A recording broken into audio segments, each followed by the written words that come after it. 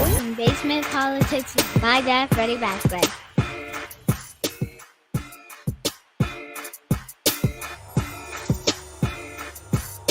Freddie wins. Fatality. Good afternoon, folks. I'm Freddie Vasquez. This is Basement Politics.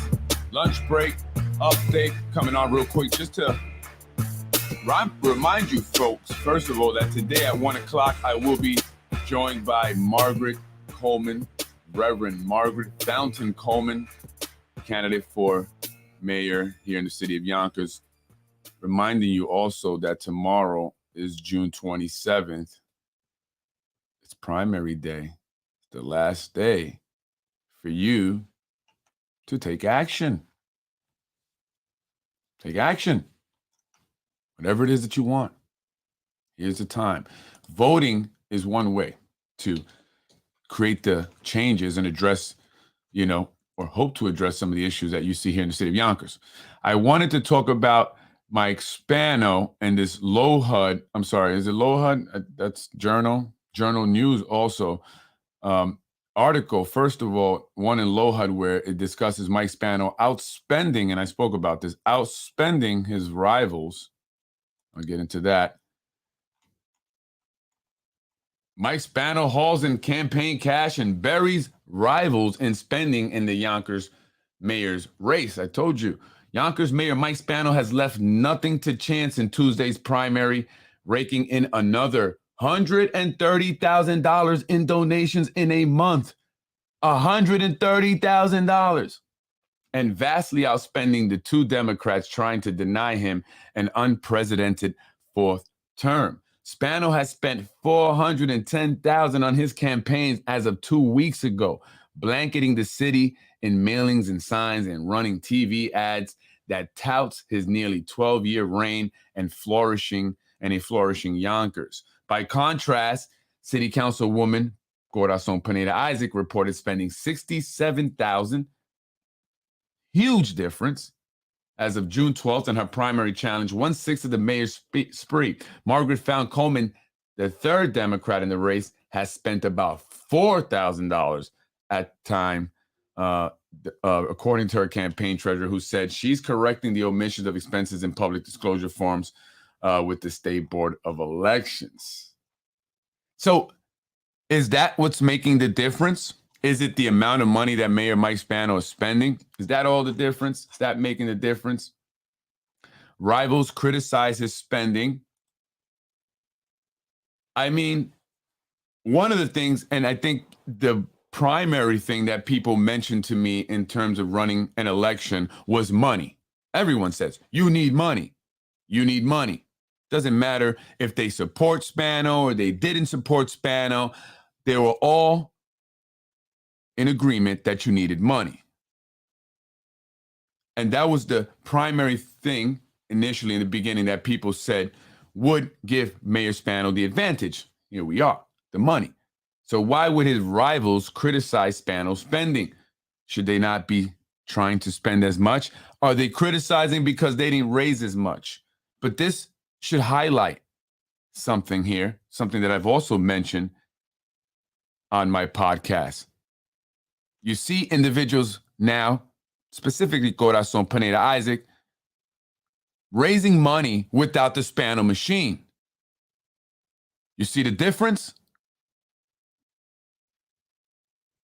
Do you see that? Now, had she been running against someone that was outside the Spano machine and she was still in the same place she was before she decided to run for mayor with the administration, she may have raised $200,000 and have spent that much as opposed to $67,000. And that goes for anyone, not singling out Corazon. The point is that if you are with the machine, you're going to raise a lot of money. And so again, people will say, well, that's the reason why we need term limits, right? I guess. There definitely is a huge advantage with being an incumbent, and one of them is raising money, connections that you've developed over time. So sure, I agree. We should have term limits, but we don't. We don't. And that's primarily thanks to City Council President Lakeisha Collins Bellamy, who announced yesterday that Kathy Hochul had endorsed the mayor. She was at the press conference. She announced it. Some people criticized her for not supporting Margaret Fountain Coleman because she's a black woman. Lakeisha Collins Bellamy being the first black city council president, black woman city council president. You would think that she would support Margaret Fountain Coleman by default. But I can't blame her for not, because I would be a hypocrite. I've always said identity politics does not work. I think Chris Johnson learned that. He made the mistake of supporting Lakeisha as opposed to supporting Mike Cater. And now he's having to deal with the consequences of that decision. Does that make Chris Johnson a bad man? No. Makes him human. And I still recommend you guys voting for Chris Johnson if you are in District 6 on the Westchester County, district in the primary. Chris Johnson. I mean, you have Shanae Williams. And quite honestly, at the very least, personality-wise, I'd much rather deal with Chris Johnson. So at the very least, I would vote for him just for his personality. He's approachable. He doesn't come across as snobby. And he actually does things because he's done things for my family. So I can't say that he doesn't do anything. I would be lying. Right? I'm always going to be straight up. Chris Johnson has done some work with my family, myself, and my wife specifically, in helping us through some things that we were dealing with. And I got to be appreciative of that. So there you go. So rivals criticized Spano's spending. Spano's two rivals took shots at his big spending and collection of hefty donations from businesses with city interests. There have been an appearance of a pay-to-play culture, and that's very much what Corazon's running against, said John Tomlin, Pineda Isaac's campaign spokesman. John Tomlin is a veteran at this. He's been in the game for a while. He's worked along with Andrea Stewart Cousins. So many people were confident in Corazon Pineda Isaac's campaign because of that. They said, Freddie, we're not going to support you because you don't have the machine that Corazon has. She has campaign managers, people that have worked with Andrea Stewart Cousins. So even people who have an issue with Spano or want to go against Spano truly have their own agenda, which make them make decisions that are not smart. I said this. I think I would have done a lot better than both, and no disrespect. This is no disrespect, and maybe this is my arrogance, but I think I would have done better if I had Indivisible behind me, helping me get out to their individuals. If I had the individuals that I was talking to, I had the money. I would have raised more money without even throwing a fundraiser than Corazon Pineda Isaac. And that's a fact. That's a fact. I would have got $100,000 without doing a fundraiser. And I would have made a lot of noise. I would have been everyone's face. I would have had a more aggressive campaign. And that's what I said. We didn't really hear much from them. I heard some from Corazon. A lot of the stuff were these low HUD articles about nepotism, primarily Margaret Fountain Coleman. I always say that backwards. It's going to be on the show today. Finally get to hear her, what she has to say, speak about her platform. So, but tomorrow's primaries. And so they needed to be out more, I believe. That's just my opinion. Just my opinion. By the way, at the front of the Journal News, Corazon was on there because of the debt that she owed the city for parking tickets, right? Then I get an email. This is a credible source. In regards to the fact that she didn't pay her tickets all the total amount. She only paid, I think it was about $1,000, and she still owes an additional, I guess, 700. If it was $1,702, which she has 7 days to pay. Otherwise, she would lose the the reduction that they gave her, and she'd have to then pay what she actually owed. Right, and I've been there. You guys probably know, right? You get a certain amount of days, and so they're criticizing for that. And I said, why didn't she pay for it all? Because you know that there are going to be people out there that are going to come at you with that. They're going to point that out, and that's going to make you look, it's going to make you look irresponsible, right? If that's the case, right? If that's the case, that should have been taken care of right away before you started running. Do I owe tickets? Yeah, let me pay for that. So anyway, before I get off, I just wanted to show this article, and then I'll be back on at 1 o'clock with Margaret Fountain Coleman. So make sure you join me for that. Mental health, poverty, homelessness, right? Westchester officials talk kids' biggest challenges. And I just wanted to go through this because this is important to me. This is very important to me. And I've been speaking about this. Mental health is a serious problem. Poverty among, specifically Latino and Black youth, but a lot of, individuals of all races, ethnicities, whatever, here in the city of Yonkers. If you're living in, certain communities that are impoverished, right? There are a lot of kids that are being impacted by this. 77% of the student body in this public schools are living at or below the poverty line. That bothers me. That's what bothers me more than anybody else or anything else. More than any Spano, Tasha Diaz, Lakeisha, anyone. It bothers me more than Ruros. That there's 77% of the kids at the Yonkers Public School living at or below the poverty line. That bothers me. Mental health, poverty, racial inequalities. The list of challenges kids in Westchester are up against is long and familiar. That's right, it's familiar. This is nothing new. What have we done? What have we learned? We've adapted as a society in so many ways to improve our lives, quote unquote, right? But why can we not improve this? Why can we not improve poverty, improve homelessness? We make so many advances in other areas, but we can't make an advancement in poverty and homelessness. I mean, with so much land where they can go and build little homes just to house people who are homeless, it's ridiculous.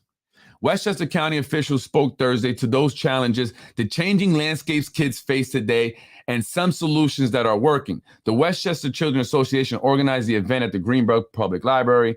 We understand that things continue to change, so what works today may not work tomorrow, said Deputy County Executive Ken Jenkins, who is being criticized for his endorsement of Mike Spano.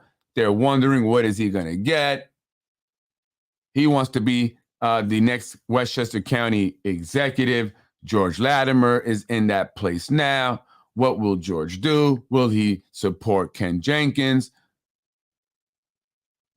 Will an emergency come up where George Latimer has to, relinquish his duties as Westchester County executive before his term ends, appointing Ken Jenkins, obviously, who then becomes an incumbent. Who knows what's going to happen? I wish I was Nostradamus. Thursday's events previewed data from the WCA's 2023 Westchester Children by the Numbers Data Bulletin and allowed commissioners from several departments dealing with kids to give updates on their most pressing issues. Here are some highlights. Disconnected. Over 1 in 10 youth between the ages of 16 and 24 are neither working nor enrolled in school. Unemployment rate for Westchester youth ages 16 to 24 in 2021 was 9.5% for Black youth, 8% for whites, non-Hispanic youth, and 7.9% for Hispanic youth. And that's because the kids here in the city or in Westchester, even in New York, they have to compete with adults for jobs that if you go to other places like where I went to high school at, right, the town, most of the people working in the fast foods were the teenagers who went to the high school. During the day when they were in school, you would have, obviously adults there who were not in school, people in school, but for the most part, you see a lot of teens. It was easy to get a job for me when I turned 16. Shit, I was working from 14 years old. selling subscriptions to newspapers. I was always selling. Right. And then I got jobs and I would go from one job to the next.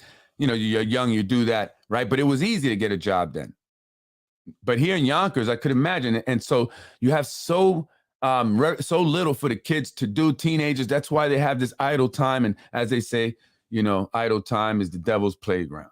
Poverty. We know what the problem is. The problem is poverty, says Social Services Commissioner Leonard Towns. The poverty leads to a lack of resources when you don't have money to meet your needs, and that leads to trauma. Well, among other things. In 2021, 9.5% of the county's youth under 18 lived in poverty. For youth ages 18-24, just over 12% lived in poverty. Black and Hispanic youth had the highest rates of poverty. No surprise, no surprise. With 17.7% of the black kids under 18 and 19.4% of black youth ages 18 to 24 experiencing poverty, and just over 15% of Hispanic kids under 18 and 15% of Hispanic youth aged 16 to 24 are in poverty. Homelessness. 2 different counts of homeless children in Westchester were highlighted. By the state education department's count, there were 2,147 homeless kids in 2022. There should be no homeless kids. There should be no homeless kids in America. By the U.S. Department of Housing and Urban Development's count, there were not 498. Towns said the Department of Social Services won't know families are homeless if they don't get connected to the system. In other words, if families are doubling up in a home and don't seek government services, they won't get counted. And many times you see families doing that. Some families, they don't want to go and get help. You know, it's shocking to the system when you go from being able to provide for yourself to having to rely on relatives and friends to house your family and feed them. It's a shock to the system. Changing demographics. Westchester's population under 18 shifted from 2010 to 2020. Asian population increased 14.2%. The black population decreased over the same period because they're leaving, not just Yonkers, Westchester, by 12%. The white population decreased because they're leaving also, 21.6%. The multicultural population increased 184.4%. The multicultural, everybody's just mixing and mingling, right? I'm Freddie Vasquez, Basement Politics. Make sure you join me at 1 o'clock.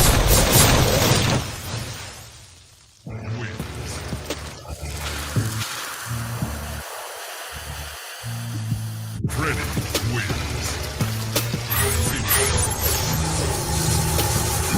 wins. No!